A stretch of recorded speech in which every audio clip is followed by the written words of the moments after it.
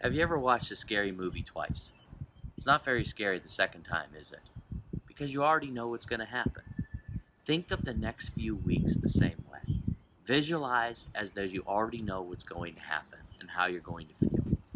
You see in your mind that you've already survived the stay at home orders, taking classes online, helping your kids with their classes, or working from home, wearing a mask when you go out, etc. When you visualize how you've already survived to this point, your negative anxiety stays in check, just like watching the scary movie for the second time. Worrying is not helpful or healthy at all. It is negative goal setting because you're giving way to the anxiety rather than looking forward to what is possible. You dwell upon the difficulties around you. The opposite of worry or anxiety is certainty, peacefulness, calmness, or happiness. If you see yourself mired in worry or anxiety and look forward to certainty or peacefulness, you say to yourself, is the goal of certainty or peacefulness bigger than me, or am I bigger than it? Setting a goal can be scary. It creates anxiety or tension inside of you. That's normal. It's called anxiety arousal. Anxiety is the body's natural response to stress. The good news is you can choose the type of stress you'd like. Eustress or euphoric stress is driven by passion, desire, commitment, persistence, and accountability towards obtaining the goal. It's the type of stress that gets you up every morning, excited to learn, eager to grow with every experience, and it propels you towards your goals. On the other hand, distress is driven by fear and anxiety, causing procrastination and avoidance, lack of commitment, lack of accountability, and unfortunately, the desire to keep things the way they've always been, rather than moving forward. You need to learn to play without fear.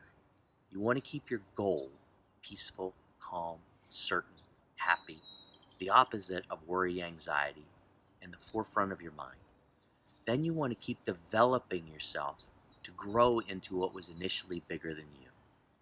When you set a goal, you create a gap between your current reality, anxiety and worry, and what you want, peaceful, certain, calm, happy. You have the choice to move toward the goal or go back to what has always been normal for you. But what if you don't know how you're going to achieve the goal? Don't let worry creep in. That anxiety arousal can cause negative creativity. If you do begin to worry, you need to stop and refocus on the future you intend. It's all about returning to the dominant picture of what you want and let the how develop. The creative subconscious, our source for ideas, solutions, energy, and motivation and commitment, doesn't care which direction you choose. It only cares about taking you to the strongest picture.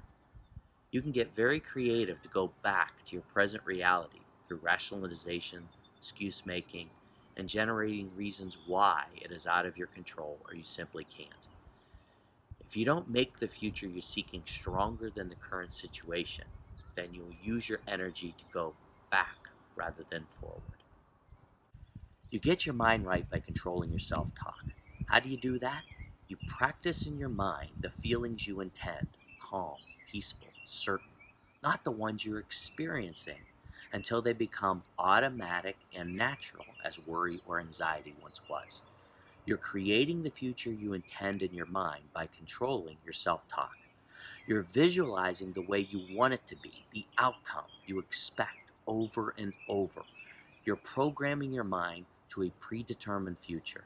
You're setting your new expectation through visualization and controlling your self-talk. Once again, don't worry about how you're going to make it happen. You set the goal, then you see. You don't see first. You can't focus on how you're going to make it happen. As you change the way you think, you will change the way you act. In order to grow, you must create the replacement picture in your mind, then see and identify the behaviors you're doing to achieve your goals. As you see yourself calm, certain, peaceful, happy, when you do the things that are taking you toward that, you need to identify the behaviors that are driving the result so you can repeat them. Calm. I take a deep breath, exhale slowly, and count to 10. That is a behavior that leads to calmness, but you need to repeat it each time you feel anxious. and as many times as necessary until it becomes automatic response to worry or anxiety. Certainty. I make a list every evening of 5 things I'm certain to accomplish the next day. When I do, I cross them off, celebrate the accomplishment, and repeat the process each evening. Peaceful. I self-reflect for 15 minutes at 7 a.m. every day. I journal, meditate, pray, or whatever behavior you identify for your image of peaceful. You may even identify a couple behaviors that you switch up, but it is essential to identify a set time each day or it won't happen. Happy. I do at least one thing for at least 15 minutes every day that makes me happy. Call a friend, read, go for a walk, play with your pet, listen to music. It is a dedicated time to doing something that makes you happy. That's all part of the goal attainment process. It's a matter of seeing yourself successful, being calm, certain, peaceful, or happy before you get there. It's rehearsing in your mind safely, then putting the behaviors in place to drive the result. You are not worried about how you're going to get there. You see yourself there, which creates the energy, creativity, motivation to drive the behaviors.